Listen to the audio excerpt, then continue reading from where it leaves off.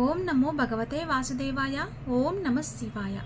ఈ సకల సృష్టిని, ఈ ప్రాణకోటిని, ప్రతి ఒక్క దాన్ని నడిపించేది ఆ భగవంతుడే. సాక్షాత్తు ఆ పరమేశ్వరుడే, ఆ మహావిష్ణు బ్రహ్మ స్వరూపాలే త్రిమూర్తి స్వరూపంగా దివి నుంచి భూమికి వచ్చిన అత్రి మహాముని అనసూయ కుమారుడుగా జన్మించిన దత్తాత్రేయ స్వామి. ఆ దత్తాత్రేయ స్వామికి అవతారాలు శ్రీపాద, శ్రీవల్లభుడు, శ్రీ నరసింహ సరస్వతి, అక్కల్కోట మహారాజ్, మాణిక్య ప్రభు. ఇలా చెప్పుకుంటూ పోతే చాలామంది మహనీయులు ఈ భూమి మీద అవతరించారు. ఈ దత్తాత్రేయ స్వామి అవతారమే శ్రీపాద శ్రీవల్లభుడు. శ్రీపాద శ్రీవల్లభుడు ప్రతిరోజు ఒక్కొక్క అధ్యాయము మనము చెప్పుకుందాం పారాయణంగా.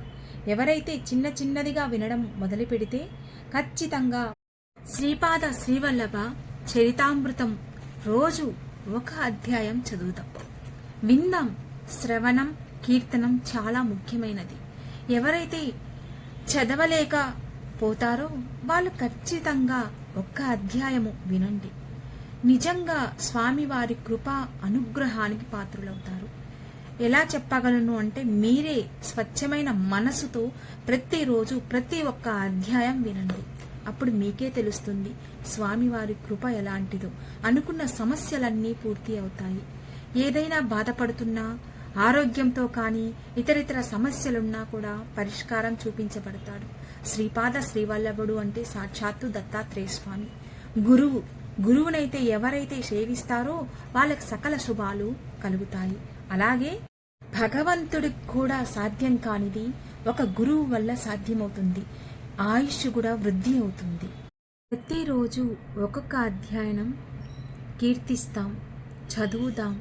స్వామివారి కృపకి అందరం పాత్రులవుతాం. అలాగే ఈ చరిత్ర మొదలుపెట్టినప్పటి నుంచి ఏదైనా సంకల్పం పెట్టుకోండి. ఖచ్చితంగా మీరు అనుకున్నది జరిగి తీరుతుంది.